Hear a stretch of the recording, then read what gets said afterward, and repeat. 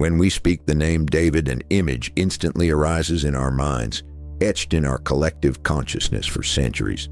The young shepherd fearlessly challenging the giant Goliath, a symbol of faith and courage, an embodiment of hope for anyone who has ever felt like an outsider. In the popular imagination, he's the ideal king, a wise ruler whose psalms still fill millions of hearts with faith and comfort, and whose musical talents have become legendary. We see in him the epitome of a leader capable of uniting a people and leading them to greatness. But what if this canonical, almost hallowed image conceals a story far more complex, darker, and perhaps even shocking? Imagine not a righteous figure, but a man whose ascent to power was strewn not only with heroic deeds, but also with blood, intrigue, and moral compromises. The early pages of his biography paint a portrait not of a naive youth, but of a calculating warrior who unhesitatingly used cunning and even cruelty to achieve his goals. This was a man capable of ruthless decisions, of political maneuvers bordering on cynicism, and of actions that modern ethics would deem unacceptable. He was not merely a shepherd called by God, but also a shrewd politician, surviving in a world where the right to the throne was proven by force and guile. How did this pragmatic, at times merciless strategist and warrior transform into the very David we know and revere as a symbol of righteousness, wisdom, and even holiness? What compelled him to undergo such a radical, personal transformation, changing not only his own destiny, but also the course of an entire nation's history? We invite you to set aside familiar notions and dry historical dates. Let's forget for a moment about bronze statues and school textbooks. Instead, we will embark on a captivating journey into the depths of a man's soul, to witness one of the most dramatic and inspiring metamorphoses in human history. King David's path from shadow to light, from cruelty to wisdom, from man to the legend that continues to live on. Before David's name became synonymous with righteousness, he was the embodiment of the era that forged him, harsh, merciless, where only the fittest survived. Imagine not gilded palaces, but dusty, stony lands torn by intertribal strife and the constant threat from stronger neighbors like the Philistines. In this world where King Saul's centralized power weakened daily and law was merely a suggestion, only those with extraordinary willpower, sharp minds, and a willingness to make any compromise survived. This was not just chaos, it was a brutal, uncompromising game for power, reminiscent of the darkest intrigues of Westeros from Game of Thrones career, where every house, every clan fought for its place in the sun, and the price of defeat was not just the loss of a throne, but complete annihilation. It was in such an environment that young David was forged. He was not a naive shepherd awaiting a divine calling. He was the leader of a band of outcasts, debtors, malcontents, those with nothing left to lose. He transformed this motley crowd into a disciplined, deadly force, living by its own, often ruthless, laws. His survival and ascent depended on impeccable calculation and the ability to make extremely unpopular, yet effective decisions. The clearest example of such pragmatism is his stay under the patronage of the Philistine king Achish in the city of Ziklag. On one hand, David swore allegiance to Achish, raiding the southern lands of Judah, ostensibly for the Philistines. On the other, he secretly plundered neighboring tribes, the Geshurites, Girzites, and Amalekites. To prevent his double dealing from being exposed, David ordered his men to destroy all inhabitants of the captured settlements. Men, women, children. No one was to be left alive to tell Achish the truth about his true intentions. This was not an act of blind rage or madness. It was a cold-blooded, methodical approach to eliminating witnesses, guaranteeing his safety and preserving his carefully constructed lie. Such an act, bordering on genocide by modern standards, was merely one of the tools for political survival and strengthening positions in that era. David, being not only a warrior, but also a shrewd politician, understood the rules of this game perfectly. His personal life, seemingly far removed from state affairs, was in fact an integral part of his strategy for ascent. Each of his numerous wives, from Abigail, the wise widow, to Maacah, daughter of the king of Geshur, was not merely a life partner or object of desire. They were political bridges, pledges of alliances, a way to strengthen his influence among the disparate clans and tribes. David's harem was not only a manifestation of his growing status, but also a carefully constructed network of connections providing him with support, intelligence, and human resources in a world where any day could be his last and any alliance crucial. Of course, many details from those times have reached us through the lens of ancient texts where history intertwines with legend. But even these traditions paint a picture of a man who did not shrink from the harshest methods to achieve his goals, using every aspect of his life to consolidate power. This was David at the dawn of his career, not a saint, but a survivor, not a prophet, but a pragmatist. He was a product of his era, its mirror, reflecting all its cruelty and uncompromising nature, and it was this man, hardened in the fire of intrigue and battles, who was to embark on a path that would change not only him but all of history. It was at this moment, when it seemed he had reached the peak of his ruthless and cynical game, that the world around David began to crumble. Not his personal world, but the very world that had shaped him. The old system, based on tribal animosity, short-term gain, and endless wars for survival, revealed its fatal inadequacy. The fragmented tribes of Israel, weakened by internal strife and constant Philistine raids, were on the verge of complete annihilation. The culmination of this collapse was the tragic defeat of the Israelites in the battle on Mount Gilboa, where King Saul and 3 of his sons, including David's beloved friend Jonathan, perished. This was not merely a military defeat, it was a collapse of statehood, a profound identity crisis for an entire nation. David, safe under Philistine patronage, could have perceived this as a personal victory, as the removal of the last obstacle to the throne. But unlike many, he was not blind to the scale of the catastrophe. He was one of the first to realize the old methods, however effective for personal survival, no longer worked for building something significant. His world needed a new operating system, where force would not be the only law, and survival would not mean eternal war. He stood at a crossroads, continue to be a skillful but ruthless strategist amidst the ruins, or find a path to resurgence. An invisible yet intense casting of ideas began in his mind. He could simply seize the throne by force, relying on his loyal band of cutthroats, and continue to rule with an iron fist. But David, seeing Saul's example, understood that such power would be ephemeral, doomed to constant rebellions and external threats. He considered alliances, but not just situational ones as before, but strong ones based on something more than mutual interest. Perhaps he thought of simply becoming the most powerful of the chieftains, but this would only perpetuate fragmentation.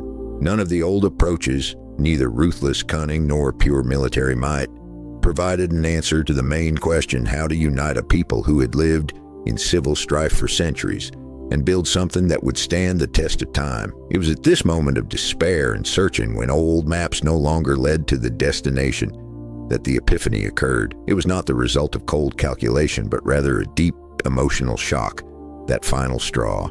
The death of Saul, his sworn enemy, and especially the death of Jonathan, his brother in spirit, became the point of no return. David, upon hearing the news, did not rejoice. He tore his clothes, mourning them, and uttered words that would forever enter history as one of the most poignant elegies. In this lament for Saul and Jonathan, for the beauty of Israel fallen on the heights, there was not a trace of political hypocrisy. It was the cry of a soul that realized violence, even when justified, inevitably leads to irreplaceable losses. He understood that the path to greatness cannot be paved solely with blood. To build a true kingdom, one must not only conquer, but also heal, not only punish, but also show mercy, not only divide, but also unite. This was the moment when the pragmatist David began to realize something beyond mere survival: the necessity of moral authority, a spiritual dimension of power that could become the cement for a fragmented people. This epiphany could not remain merely an internal insight. It demanded action, a decisive break with the past that had so long defined his path.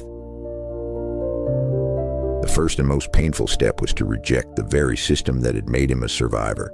The patronage of the Philistines, the life on the edge, the tactics that justified any means. David, who had recently cold-bloodedly destroyed entire settlements to conceal his lies, now faced a choice: continue to live by the old, albeit effective, rules, or risk everything for a new, still unclear but already recognized goal. He left Ziklag, his citadel of pragmatism, where he was in control, and returned to a ravaged, blood-drained Israel. This was not merely a geographical transition, it was an act of self-denial, a renunciation of personal safety and familiar control in favor of a higher national mission. He sacrificed his comfort zone, his established system of survival, to become the one capable of unifying. The new era demanded not only personal transformation, but also the symbolic destruction of the old world, a world of disunity, intertribal enmity, and the absence of a single center. And David, with his intuitive understanding of politics and psychology, found the ideal solution. He turned his gaze to the ancient fortress of Jerusalem, which at that time remained an independent Jebusite enclave, belonging to none of the Israelite tribes.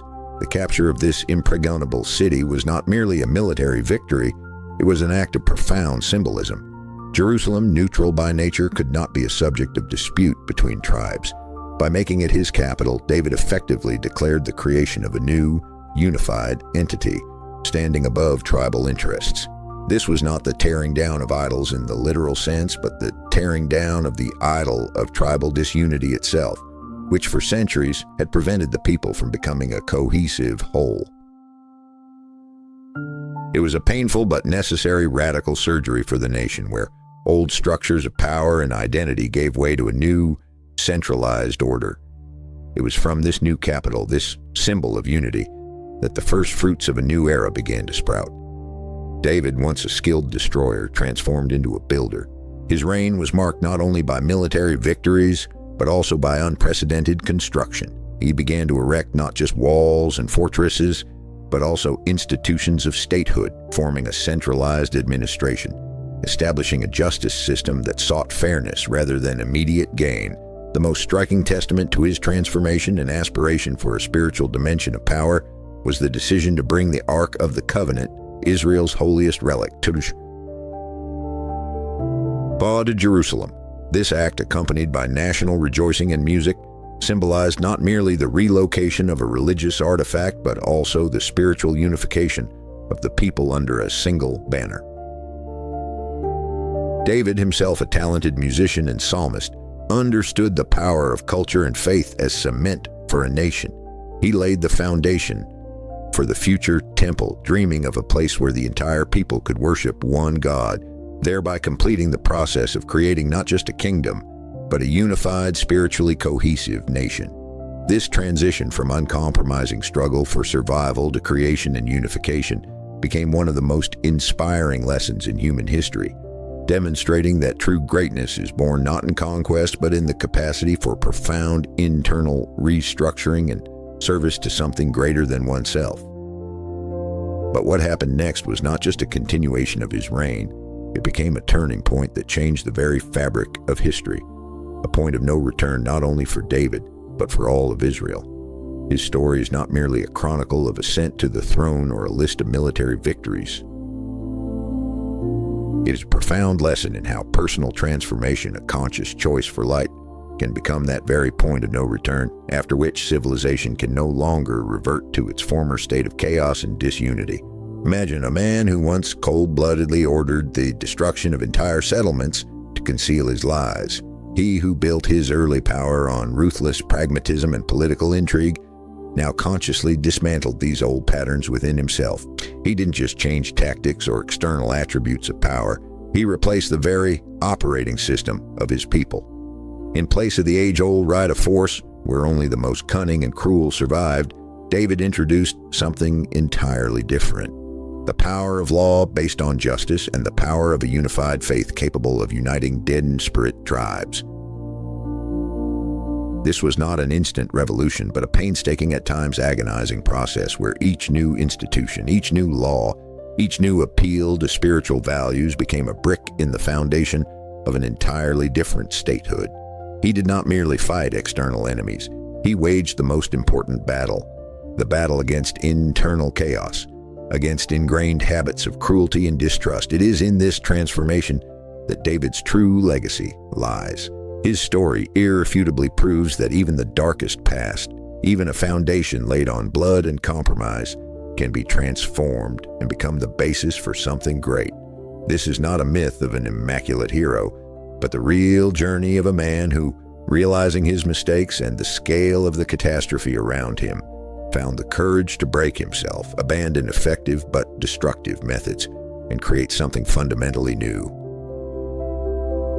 It was one act of will, one epiphany, capable of rewriting the destiny of an entire nation and establishing a cultural code that would define its identity for millennia to come. David showed that the true strength of a leader is not in the ability to conquer, but in the ability to inspire, unite, and build on principles that transcend immediate gain. This cultural code, woven into the very fabric of national identity, became something more than a set of rules or a list of achievements. It transformed David from a survivor into an archetype, from a pragmatist into a symbol, from a man acting by circumstances into a leader shaping his own destiny and the destiny of an entire nation. His personal history, once full of moral dilemmas and harsh decisions, was now perceived through the prism of this new, transformed vision. We see in him not just a king, but also a prophet, a warrior whose strength lay not only in his sword, but also in his spirit, a musician whose psalms became the voice of an entire people. It was this interchange that made him a timeless figure. Even if some details of his life have come down to us as legends, the essence remains unchanged. David's story is a powerful reminder that the past does not define the future if there is a will to change. It is a lesson that true greatness lies not in the absence of mistakes, but in the ability to rise above them, redeem them, and pave the way to an entirely new world.